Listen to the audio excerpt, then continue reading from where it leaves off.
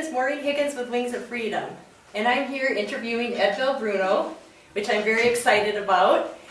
Wings of Freedom is an alternative counseling and coaching practice that helps clients move into inner freedom and well-being by using protocols for healing that are developed by me along with healing audios. You can get information on Wings of Freedom at wingsoffreedom1, which is numeral1.com, wingsoffreedom1.com.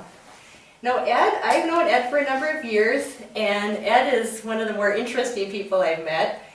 Ed has been interested in art, doing beautiful art, fine art, oil paintings and acrylic, which he's been interested in since a boy. And he also has a PhD in celestial mechanics, mathematics, and works with the space program. And is also interested in spirituality and how they interconnect the three fields.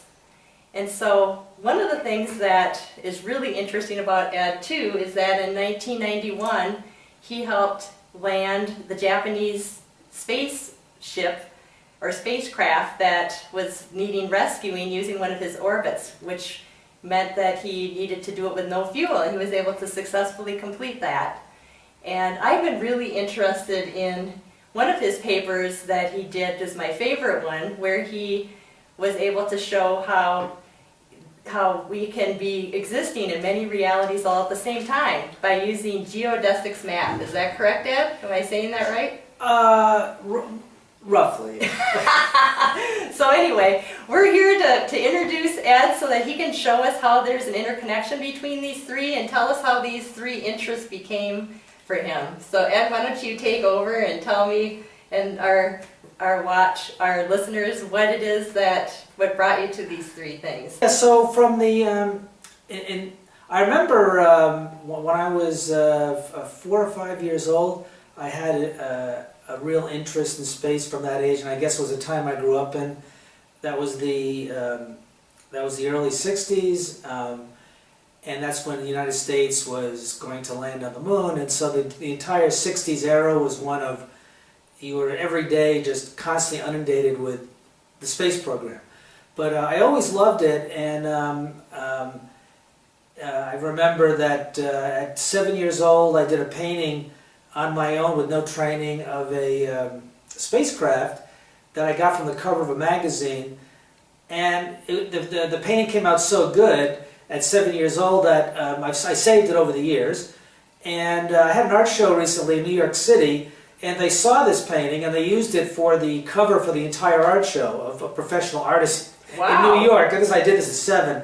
So I did another painting at about that time, maybe a few years later, of a landscape of on the satellite Titan of Saturn, with Saturn in the sky. And they came out really great. I mean, these were paintings I did with no training. I somehow knew what kind of materials to get. So it was always infused in my life to do art. And for me, art was sort of just natural. And people would see these paintings I was doing at like 8, 9, 10 years old, and I'd say, "Oh, I'm just doing a painting. It's really nothing." And it was like just innate in my background. So during my high school years, I kept this up, and I really wasn't serious about going into any kind of serious academic career and anything. I was sort of caught up in the moment of the latter 60s, sort of doing a lot of partying around, having a good time. But meanwhile, I did get a research grant at 15 years old with a friend of mine for keeping a mouse alive underwater in an aquarium using some fancy breathing apparatus that we saw in Life magazine, where the Navy was researching this in aquariums. And we said, well, why don't we just buy one of these things and do it underwater? So we did, and no one had ever done this before, not even the military. So we got on, the Hartford Courant did this weekly updates on us as we camped out at the beach to keep this thing underwater. So at a very young age, I got a research grant, which we couldn't use it because we were just too young, but NSF did give us one. And but while I was doing that, I had another part of my life which was more caught up in the moment, having a great time with the 60s rock scene. So when college started, I really didn't know what to do, and I landed in a junior college in the town I grew up in, which is New London. And the first semester there, I took on more than what I needed, and in terms of courses, I wanted to like make up for all the years I didn't do anything in high school. And the first semester, I just overdid it, and ended up in the hospital from just running myself down and getting involved in some drugs, and had to get them out of my system. So I took a semester off, and before I took the semester off, I was failing math. I wasn't really very good at it, and I needed to know math, so calculus when I was failing, with a D perhaps.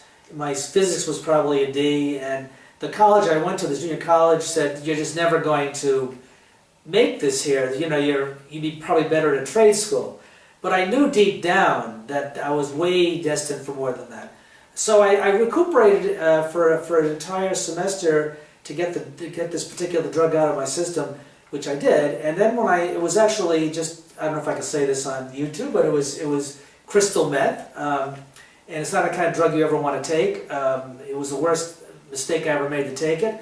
But what happened was it revved me up to a high degree, and that's why I had to drop out of college. I couldn't handle the stress that put me on, and while I was recuperating, I felt like I went through a complete change of my psyche, a complete change. And when the spring semester came around in January of it would have been 1970, I went back to college and not expecting to do any better, but then suddenly I was the best math student they ever had at the college. I excelled in it. In fact, I was taking math exams that would be required to be an hour and a half, 2 hours to take, and I was finishing them in 20 minutes. And I had somehow developed this incredible ability to do math. And so, meanwhile, I didn't stop my art. I kept doing that. And when I got out of Mitchell College, this junior college I went to, after 2 years, I was automatically accepted at NYU and went to NYU. And I want to do space because, going back to the beginning of what I was mentioning, I've always loved space. And as a funny anecdote, I remember when I was asking my mom when I was like 6 or 7 years old, or 5, I forget the exact age, I was looking at a magazine, and I found the magazine in the attic of my house actually a few years ago when they were filming the movie. Oh. We went to my house to find something. It was actually lying there, and it was a magazine with an astronaut on the cover. And I remember asking my mom, what's an astronaut? You know, because I was really intrigued by that. And her response was, don't ask because you're never going to be one. So boy, little did she know. And actually, I forgot to mention too that there's a documentary on Ed called Painting the Way to the Moon that tells a lot of this story too, which is really a great show to see. Mm-hmm. And I know that I saw it by going to your website, edbelbruno.com. Yeah. EDBELBRUNO.com. And you can also buy the paintings there too that you painted. Both I have actually a couple of your originals and also the Duclays, which are just gorgeous. So that's a place to get any of those if you're interested. Yeah, and if you don't want to spend all the time on the movie, there is a TED Talk which takes like 5 minutes, so that's pretty quick. So when I was at NYU, I kept the art going, but then I figured, well, I'm still interested in space. And people saw my art when I was a junior in college at NYU, and they wanted to start dealing it. One of my friends' father was a dealer in Soho, and I got really frightened with that, and I said, no, I have to get my bachelor's in math. I don't want to go off in the art world. I had no training. I had training, but I was not ready for that. So I figured later on in life, I'll somehow get the art back again and somehow get them going in parallel.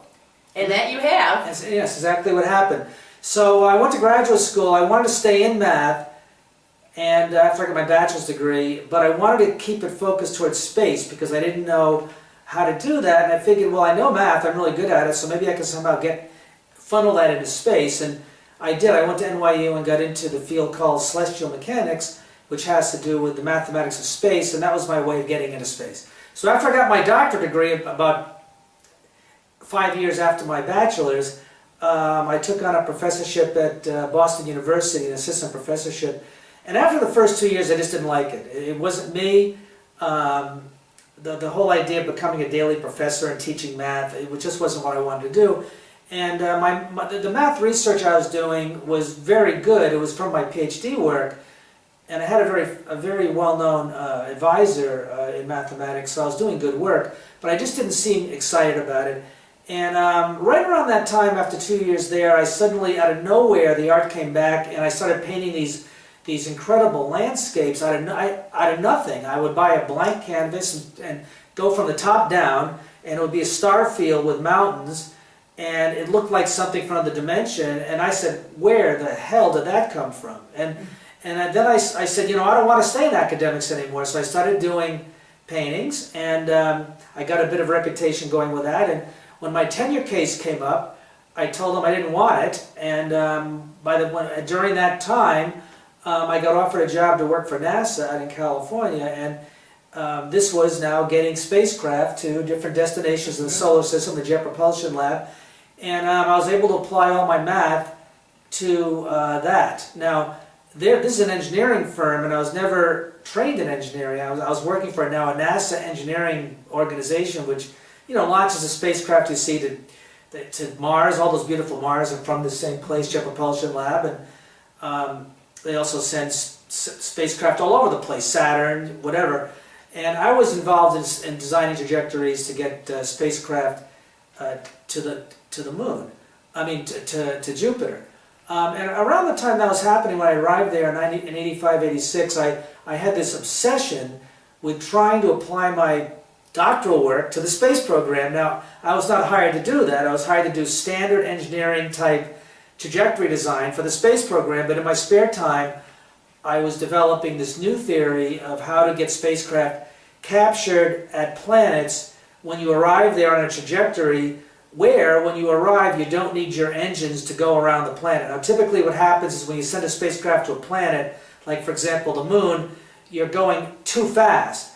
And the way the space programs do it is, in order to go in orbit or to land on the planet, you have to slow down your spacecraft. The way they do it is to set the engines on. They turn the engines on, and the engines slow you down. Then you go slow enough to go in orbit around the planet.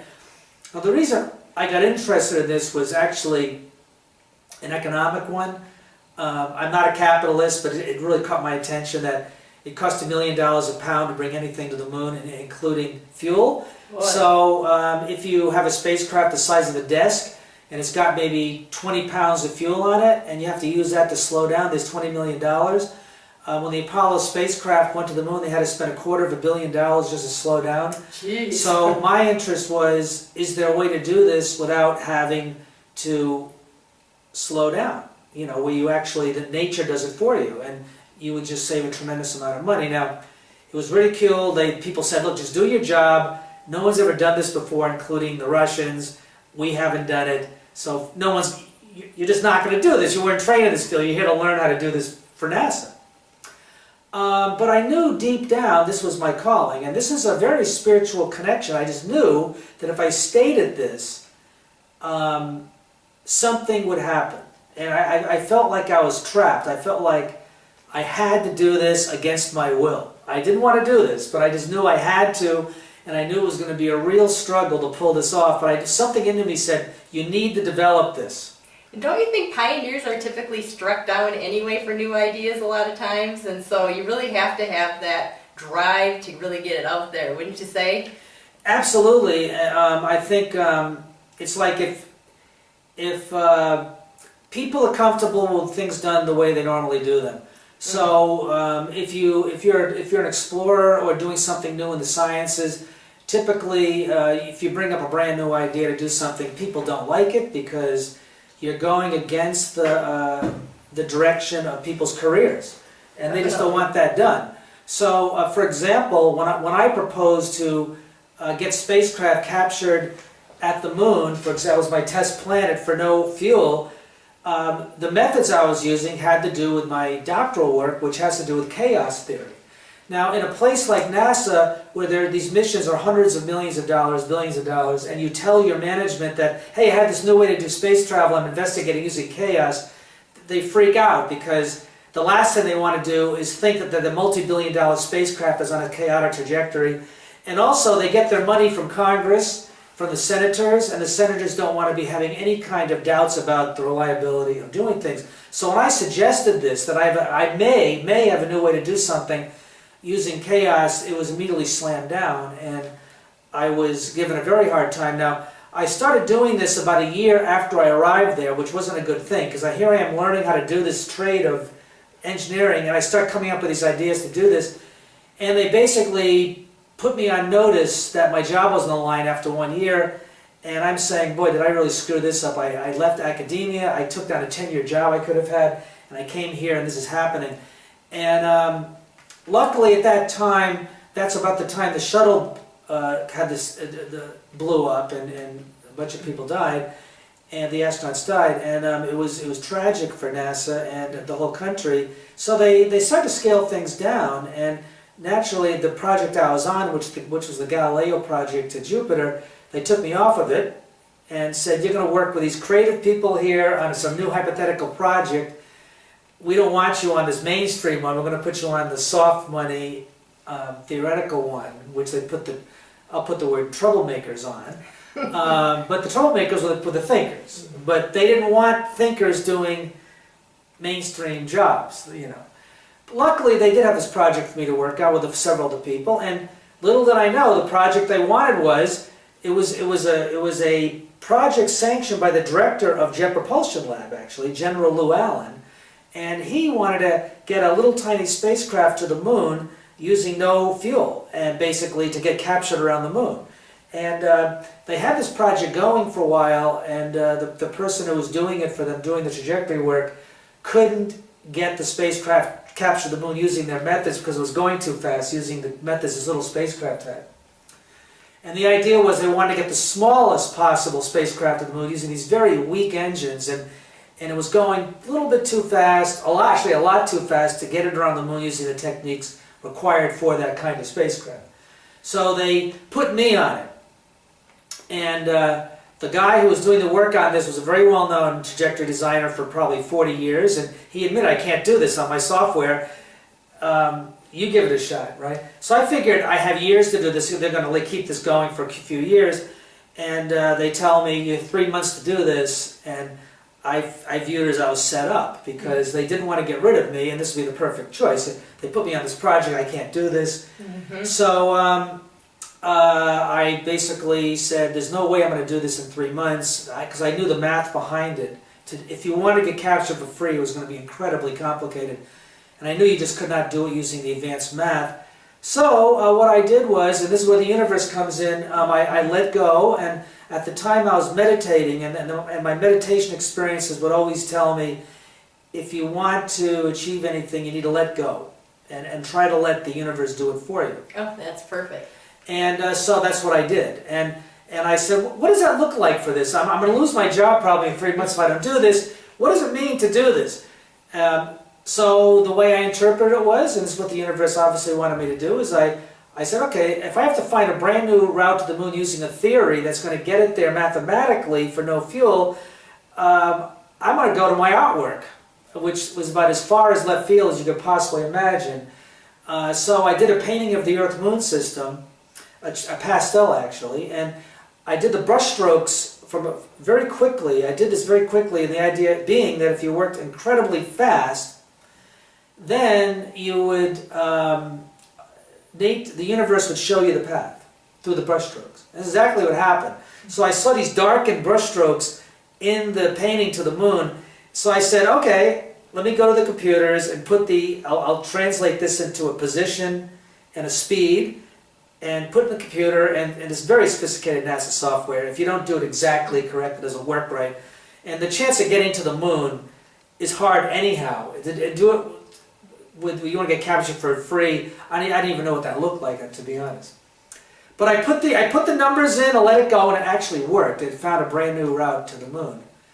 And it saved my career at the lab, at Jet Propulsion Lab. And they didn't use it, but it did allow the paper study to go through, and everyone was very happy about this. I was happy about it. I was interviewed by the LA Times about it. They got wind of this, and I thought I'd be a hero because I mentioned on the front page of the New York Times some bigger story about something else, but they did put at the very end that this new approach of chaos theory comes up with a brand new way to find spacecraft to get around the moon. And little did I know the management of JPL didn't like that because the word chaos was mentioned in the LA Times. And they said, this is bad. Never in the future, if you ever interviewed, you can't do this on your own. So here I am thinking I should be rewarded for this, and just the opposite happened. And it was a downward spiral from that moment on. Instead of me being appreciated for the work that I did, it was really, I was put on sort of the sidetrack. Don't you think, though, that you were letting go and how you got that whole technique coming in, and then the passion and drive that you had, it's almost like you couldn't let go of it, and you just kept with it, and you just kept with it, because really it took quite a while before you actually had this approach accepted and that you were really rewarded for it. How long did that take, Ed? Okay, well, from the moment that I was sort of sidelined, they kept me on projects, but I was sidelined, and the heat was turned up on my job. I just knew that as year after year went by after that, that the pressure got more and more, and I could feel that I was going to be told, you have to leave. So about 3 years later, I was called into the associate director's office of the entire laboratory, and he told me not to work on any more of this kind of research I was doing, because he said the one that you found for the paper study, although it worked, it took 2 years to get to the moon. And we don't want to use the 2-year one, but we don't want you to find a shorter one, because if you do, it's going to be useful. Now, if it's useful, it means that we can build smaller spacecraft, and we have to employ less people. So he asked me, don't work on it. But you couldn't let go of it. No, I couldn't let go. So I told him I'm going to work on it, and I did. He told me that in late 1989. And at the time, my paintings were showing very ominous-looking forests and things, and my subconscious knew something was going to happen. I felt that, it's not a good thing I do this, because I let go of my academic connections, and I knew that if I kept working along these lines, it wasn't good, because this guy was going to get rid of me, and he did. January 90, I was let go. They didn't fire me, though. They kept me on. They didn't formally fire me. I was never formally fired, but they said, if you can find your own funding, we're not going to get it for you. You can stay here. Oh, sure. So it was really dicey. So this is 3 years later, and I had nothing to show for a quicker route to the moon now. But I knew that even though the heat was, when I was called in this guy's office and I told my job was on the line, it was one of the worst days of my life, because I had basically been there now for 4 years, and I cut my cords almost completely with the math community, and my art was going good, but not where I wanted it, and I felt like if they get rid of me, I got no funding. I had a condo with mortgage. I always tell this joke, which is not a joke, but at the time this was happening, I felt my life was really over. I really did. And I was driving down the street one day, and a dog ran into my car, and I wanted to make sure it was okay, so I stopped the car, and the dog bit me when I was trying to see how it was doing. So everything was going wrong. I mean, I was driving down the street one day with a friend of mine, and my car just stopped and had to be towed away. I said, why did it even stop? I said, everything is going wrong now. I mean, so this was happening in February '91, and then I started getting out applications for jobs just to get my head straight. I started doing more artwork, and the artwork really got me through it. And then, by luck, and I think JPL actually helped me on this one, I got a wonderful teaching position at the Pomona Claremont Colleges near JPL, near Pasadena, and that bailed me out, because it was nearby. I could keep my condo, and I felt relieved I got this. Now, the day I got this was like April of '90, I had the ultimate letting go experience, and I've been interviewed about this so many times. It was one of those days where I finally let go of the angst of what had happened to me the previous 4 years at JPL, at NASA. And it wasn't their fault, actually, it was mine, because I was headstrong to do this, and they were right. This was not a research center, it was an engineering center, but I went against the grain, and I had a really hard time. But I'm not going to blame it on them at all. In fact, I thank them now, because they enabled me to what happened next. So what happened next was I was in my office by myself, and I said to myself, I said, why am I so headstrong about this? I said, maybe it has to do with the fact that I'm trying to prove that I'm smart. Because I was always told by my mother I was not. But I knew, of course, it was deeper than that, but that was definitely a big one. And when I realized that, I said, I have nothing more to prove to these people. I don't care if they think I'm smart or not. And when I made that statement to myself, it was such a deep letting go experience. I really felt like I was disconnected from my legs, like I was floating. It was that powerful. And the moment that happened, there was a knock on my door. There was an engineer there, and he said, I suppose you've heard about this Japanese mission that they wanted to send a spacecraft to the moon, it didn't work. I said, I've heard about it. The mother craft was going around the Earth, never designed to go to the moon with no fuel in it. Basically, very little fuel. And I heard about that, and it was plastered all over the place in the news. Japan fails, lunar mission doesn't work. And so they very quietly got news to JPL they wanted to bring their mother craft to the moon somehow. And this guy was sort of put in charge of that.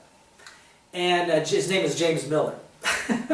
And he was put in charge of that, and he goes, I heard about your work, I think it's a bunch of bullshit, but I'll try anything. And I had just let go with this experience, like literally a minute earlier, and the moment he asked me that, it was literally like a light went off. I mean, it really was light.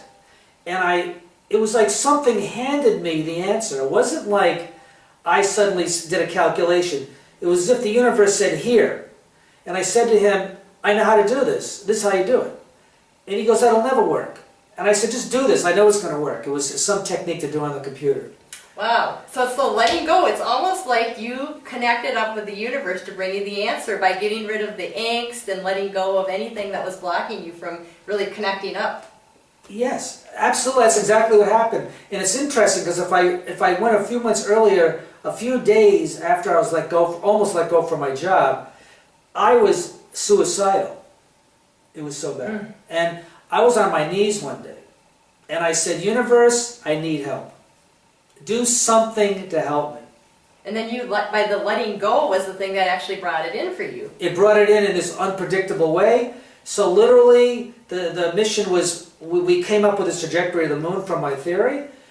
Japan saw it, and they said, who is Ed Belbruno? What is this theory all about? And they literally did it. A year later, they actually used my route to the moon to get this spacecraft to the moon. And it worked. And not only did it work, JPL wanted me to come back, and any event, it was a high and a low I'll never forget. The whole process of the whole discovery process of finding this route, having it used, was just one of these experiences. I went from the lowest of lows to the highest of highs in 6 months, in 1 year, and I would do it again. It was incredible. And I saved my career, I saved their mission. It gave rise to a whole new paradigm shift for space travel. And however, when I did all of this, I knew that there was something else involved. And because I knew that I was handed the trajectory from somewhere. It wasn't from me. And I just felt that there was more involved.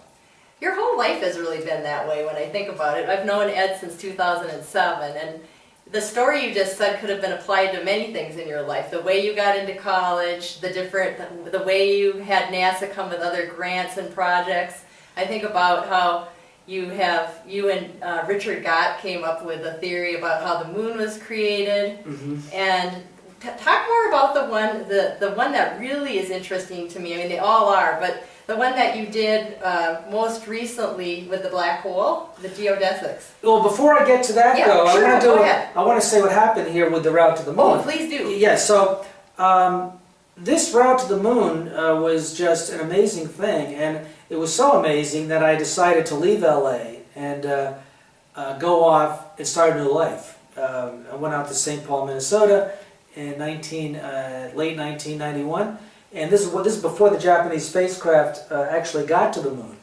But there's a story I want to tell about what happened on the route from L.A. to St. Paul, Minnesota. Oh, for sure. And because I was looking for some kind of acknowledgement that there was something guiding me here, and I felt I had to leave. I just had to leave. Now, another thing I want to mention, I want to back up, because before I went to JPL, before I went out to NASA in California, when I was a professor at Boston University, if you remember back when I was talking initially, I had said that I didn't want to be an academic anymore, and the art just suddenly came to me. Now, what happened at that time was an event that was a spiritual awakening for me like nothing I had ever experienced. And what that was I was with a friend in an apartment in Boston, and we were playing Beethoven's symphony, and it got to the end of the symphony for that incredible crescendo that's at the end of that. And what happened was, this is right around the time I'm coming up with these new paintings. I'm with my friend here. It's about 11 o'clock at night, and the crescendo hits. The room was black, and we had all the lights off except for candles, because it was done like in this really cool way. And when the crescendo hit, the lights of the apartment went on, and both of us heard in our ears simultaneously, "Universal simplicity, everything is one." And we both heard that with a metallic voice. We both heard the same thing. And when that happened, I said to myself, what's going on here? So it was really talking about unity consciousness. Yes, that's what it gave both of us the message. She changed her job from being a computer scientist to a chiropractor after that experience. Wow. It changed her so much. That's great. And for me, it gave me acknowledgement, okay, I'm going to LA. I mean, I'm not sticking around here in Boston. This was like, and when you had alluded to years earlier, before I went to college, this is another experience predating this one where I sort of knew there was something going on in the spiritual world, was when I got my degree from Mitchell College, and I did so well, and I got accepted at NYU, my mother said, we have no funds to send you there. There's no money. And it came to be July, and I saw a friend of mine had got me an apartment in New York, and she goes, look, we have no money. You can't go. And I said, I just know it's going to happen. I have this inner knowing. Don't worry about it. It's going to happen. So I worked these little part-time jobs thinking I'm going to pay for NYU education. Anyhow, at the end of July, beginning of August, I get a phone call, and a philanthropist from the town called me over to their home, and they said, we heard about you from the president of Mitchell College, and I'm going to fund everything. That is just amazing. You knew deep down that there was something that was going to take care of it for you, and there it went. There it went. And so that was a wake-up call that there's things out there that I don't understand. And this thing that happened in Boston with the paintings I'm doing, and suddenly having that voice was amazing. So when I went to LA and went through the whole experience I just described, it was something I knew I had to do. And fast forwarding to now, being here in Germany, I feel it's the same thing. I have to be here for some reason. I don't know what it is, but I'm here. Well, Ed actually got a Humboldt Award for his research and for his teaching, so that's a big deal. Yeah, so I received that last year, and Germany gave me this award, and has enabled me to live here for a year, which I took off a few months ago, and here I am, which is a nice feeling to see my work over the years acknowledged, especially by a country like this. But again, this is one of those things. When I came, it was like, should I leave? So I rented out my condo, and here I am. I can't believe I did this, but it's a very similar feeling as I had when I left LA and went to St. Paul, Minnesota. Now I'm going to go back to that. When I was leaving LA at that time, I was leaving with a friend of mine, and it was a woman I was dating at the time, and she was in my Jeep. I had a Jeep, and I rented out my condo, same thing as I did now. And but I was leaving because I was under so much stress, and I was never fired from JPL. I just want to tell this to everybody. Because I rescued the Japanese spacecraft, they never had to fire me. I went to my job at Pomona College, and everything worked out really well, actually. And I'm very, very grateful for Jet Propulsion Lab and NASA for letting me do this. It's unheard of for two guys, myself and then my colleague, to rescue a Japanese lunar mission. That's unheard of that someone could do this. There's hundreds, thousands of people working on these missions, and to be put in that position like that was unbelievable. So I left with her, and we were driving away from LA, and I had rented my condo out, and I had all my paintings in my Jeep and pretty much no money. And I said, I'm just going to do this. and we drove through Las Vegas and went up to Wyoming, and we're at a rest stop in Casper, Wyoming, and I wanted to go north to go to Route 90, which went across to Minnesota, to get there because I knew there were hotels up there, and but she wanted to go down some nothing road in the middle of nowhere, and I figured I don't want to do that because the road was through Thunder Basin National Grasslands. It was a good solid 100 miles of nothing. I wasn't even sure if I had enough gas to do this. And we had an argument, and I did it. So I turned on this road, and it's now. I just want to frame this. This is as I'm leaving. We left LA to go to Minnesota, where I was going to ultimately go to a factory building to live as an artist, and that's what I was doing. So the whole thing was weird, and I needed some confirmation somewhere that what I was doing was the right move, but I felt like it was. So as we're going down this road late at night, it was a balmy night at the end of September, and actually the beginning of October. But meanwhile, as we're doing this road, the Japanese spacecraft had still not gotten to the moon yet. So I figured, I'll do this trip. If I'm a failure in St. Paul and I'm broke, fine, I'll somehow get by. If the Japanese thing gets there okay, then my career is made. So I figured, what do I have to lose? So we're going down this small road in Wyoming late at night, and we're driving for a good solid 2 hours, and there's like deer on the road and other things. We had to go very slow, and and we see a sign, entering Thunder Basin, right? And Thunder Basin is this enormous depression, and it's just sagebrush everywhere, and these trees, the mountains are to the north, and we go down, But as we're going down, the road goes down, I saw a bright red light on the road, way off in the distance. And me being a scientist, I'm saying, well, what's a light doing down there? Why is the thing so bright? It was a bright red color. And my friend is not saying anything because she was quiet anyhow. But this was a bit creepy because we're in the middle of nowhere, really in the middle of nowhere. And there's a bright red light on the road way off in the distance. So I said, well, it's got to be a construction site. Yeah, you're trying to be logical. Yeah, so a construction site. As the road descended and leveled off, it was in front of me, about a good mile away, and I saw that it was in the middle of the road. It wasn't on the side. So as I got closer and got a few hundred feet away, it was a giant object, and I stopped my car, and it was a giant red rectangle. It was a red boundary superimposed on a black rectangular object. It was like 40 feet by 40 feet, completely overlapped the road, could not go around it. It was clearly intended to stop my car. And how did you feel when you saw it? Were you panicked, or did you feel okay? Or I felt totally relaxed. I felt like this is okay. I was more in the mode of this is the coolest thing I ever saw. I was also trying to say I've never seen anything like this.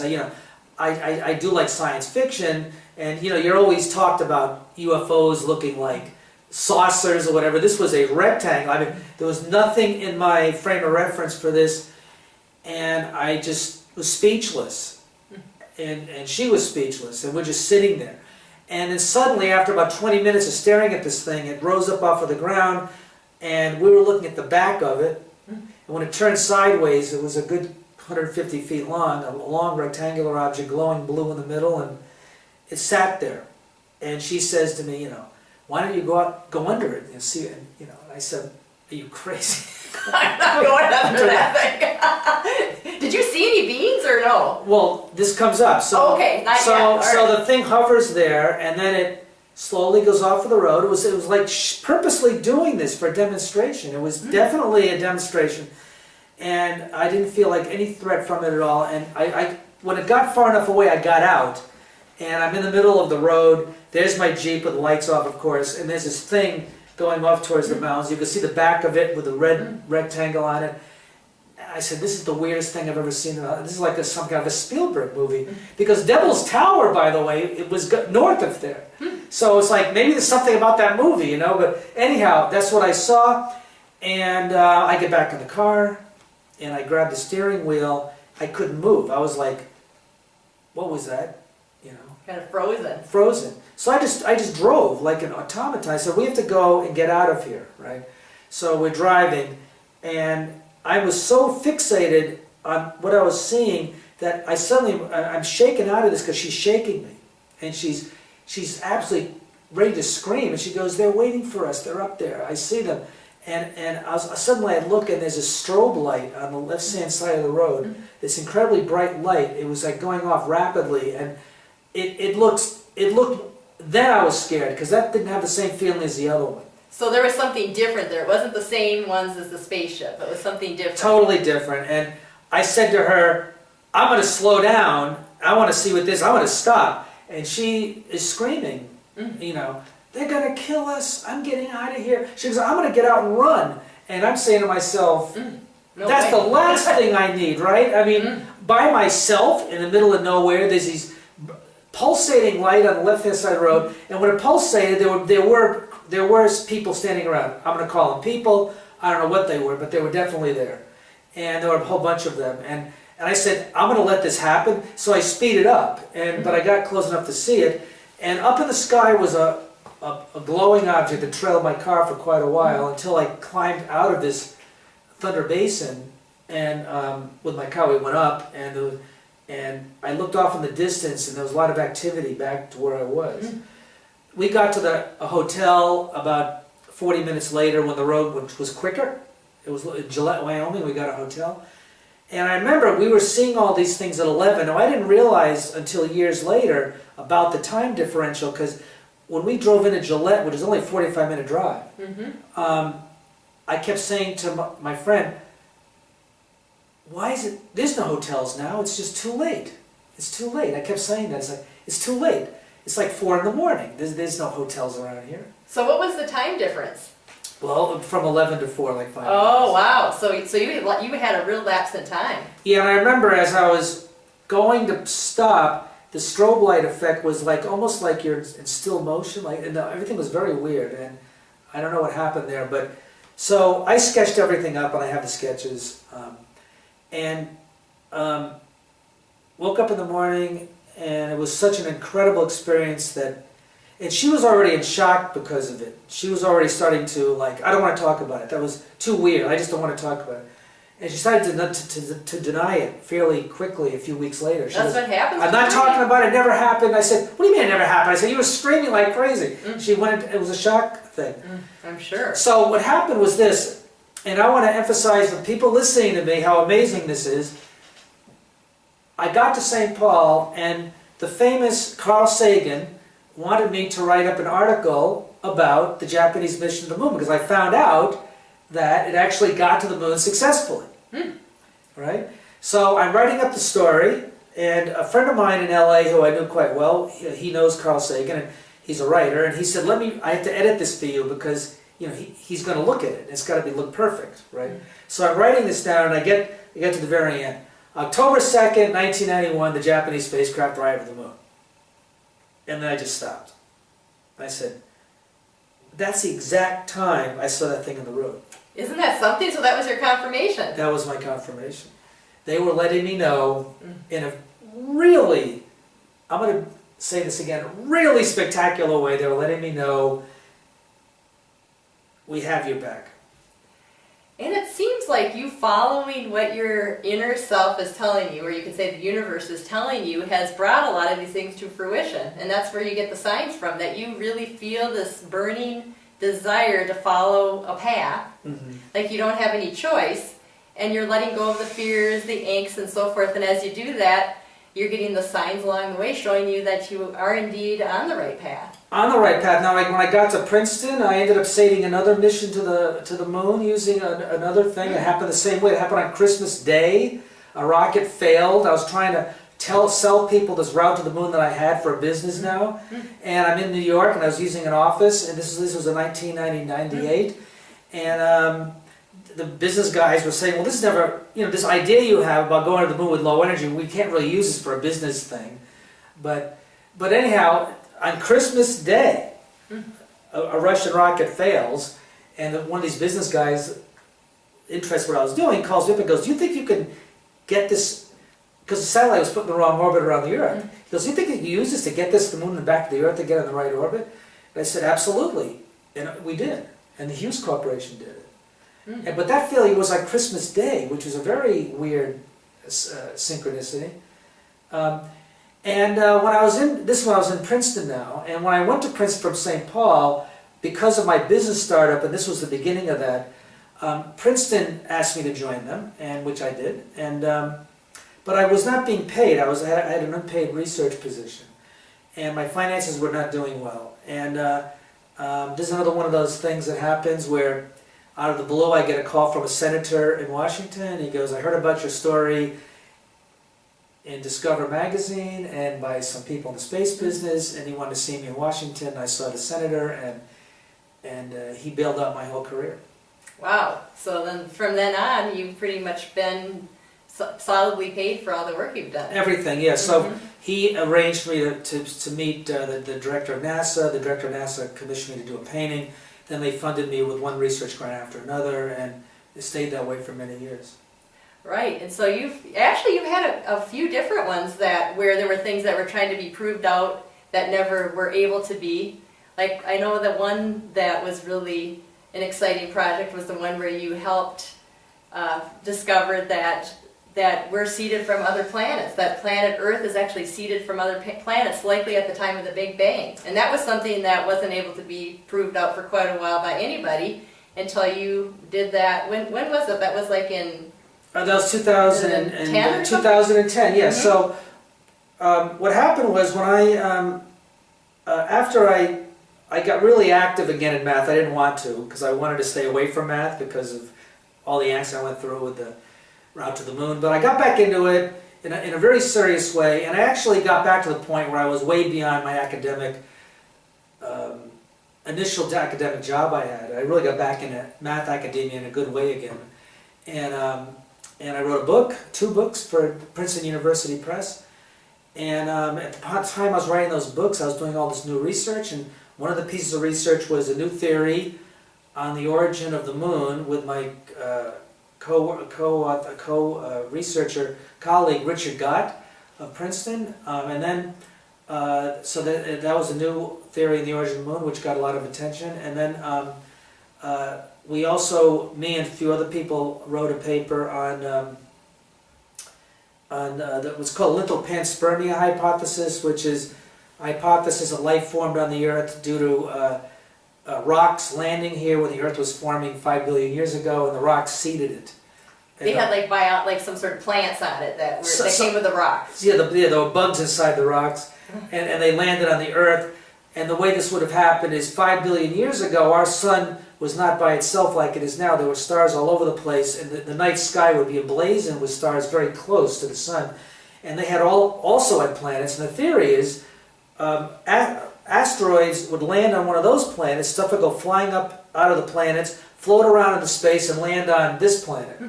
And we proved this could happen. It was an unknown if this was really viable theory. All astronomers that had worked on it showed that it wasn't likely, but using these low energy trajectory chaotic methods that goes back to the spacecraft rescue showed that in fact not only is it likely, it's almost certain that's what happened. And didn't you have a biologist show that the life would have lasted on the rocks so that it could be seeded? Because I know that was one of the things that was difficult to prove too. Like, would the life be able to sustain itself? Yeah, so there's a lot of components of this. So as the rock is floating around in space, it's got to do that for, say, 5 to 10 million years. And work was done to show, yes, if you have it's called biogenic material. If you have biogenic material inside of a rock and it's floating around in space, it will survive. It will survive. So when it lands on the ground here, the water and the atmosphere will bring it back to life. That's just amazing. Yeah, it really is amazing. But since then, that was 2010, I've also gotten involved in cosmology, and I've been studying the Big Bang and have some really work on that I'm really happy with. So all of this, though, I think is all connected, and and me being here in Germany is somehow connected with this. And I want to find out why I'm here, because I don't even know why I came here. Well, I'm sure you'll figure it out. That's what you always discover is in hindsight. Like you trust that you're to move forward with something, and then it gets revealed over time. So the main thing is trusting that knowing, don't you think? You've been good at that. Yeah. So I can't emphasize this one enough. Most people give a lot of lip service to let go and your life happens, but that is not going to cut it. You have to do it, and it's really, really hard. You have to. Like, for example, when I tell my story, when I left LA and went to St. Paul, I had $5,000 in the bank, and that was all. That was it. So you just trusted that you needed to do it. You had a strong knowing, Yeah. and then plus you had to let go of your fears to be able to do it. So it's a combination of knowing you're supposed to do it, letting go of your fears so that you can connect up with the universe, and then you have to take the action steps, and that's where a lot of people get hung up. Yeah. They get afraid to take the action steps. Yeah, you have to take the action. So you have to have this. Now, for me, this belief has been so deep that I can't question it. And if I try to question it, I feel like it's the wrong thing to do, so I just go with it. But yeah, you have to take action. You have to trust the universe has your back. And if you trust and you take action, magic happens. Magic will happen, and there's no question about that. My life now is unimaginable. I mean, if I look back to January of '90, I was sitting in my boss's office, and he goes, "You're effectively, we want you to leave." I thought my world came to an end. 10 years later, I'm standing in the director of NASA's office, and they're giving me awards. I mean, I can look at those two events. How could that ever happen? Yeah, that is amazing. One thing I wanted to touch on before we end is, I know that you did the black hole, I call it the black hole theory, the geodesics, which I think of as showing that perhaps we exist in many timelines simultaneous. Yeah, so I did do some research on the mathematical structure of a black hole and what that looks like. And you can apply that same mathematical methods to studying the Big Bang. And if you look at both of those, the mathematics, at least it's definitely with the black hole, it says that although this is not from my theory, it's from other ones, but it says that, my theory also says the same thing, that the black hole does in fact connect two different universes.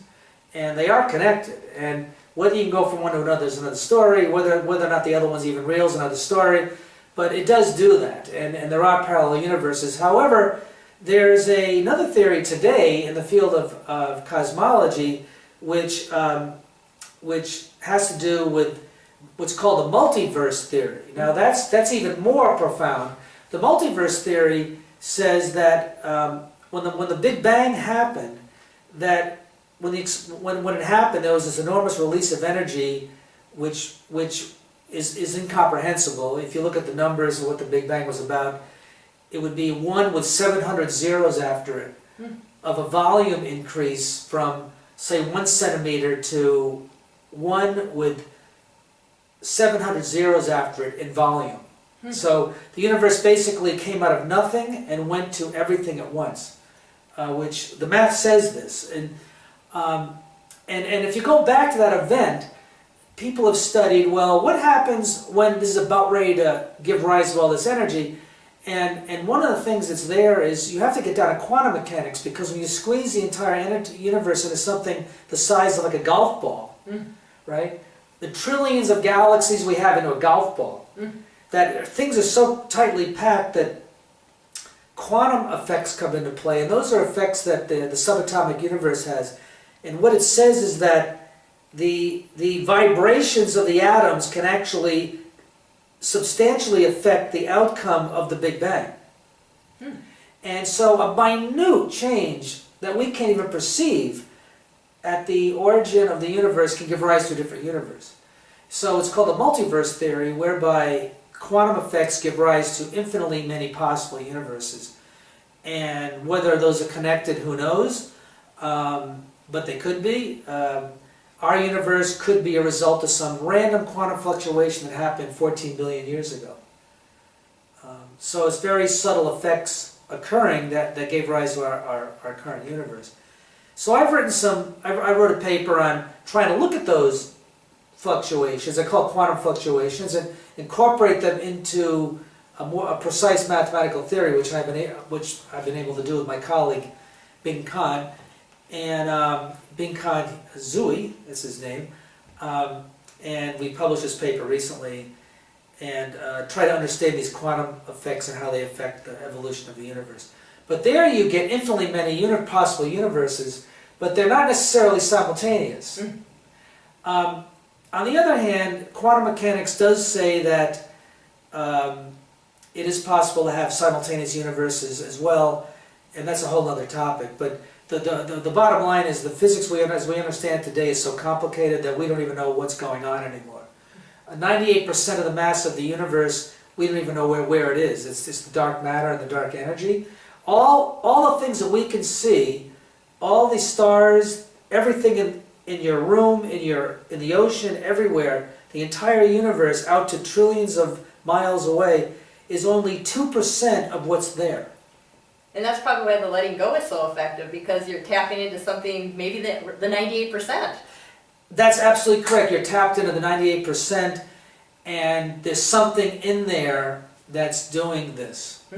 You know, so the letting go experience could very well be tied into this. Absolutely.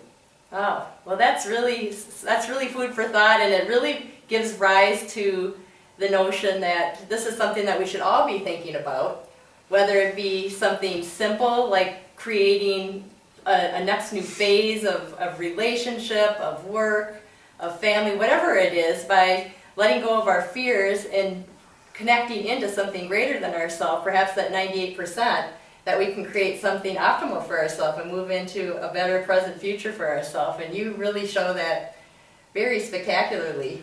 Yeah, well, you know, I've been very lucky with that. I do it. It happens once in a while, but it only takes a couple of these events to change your life. Only one will change your life. That's true. But if you get good at this, you could have this happen all the time. You can't even imagine what kind of existence you would have. I mean, it would just be off the scale. For sure. Well, thank you so much, Ed. I so appreciate you interviewing in Germany. Actually, Ed and I met in St. Paul, and here we are in Germany, doing an interview. So this has been great. So thank you so much. Yeah, thank you. Yeah, it's been a thrill.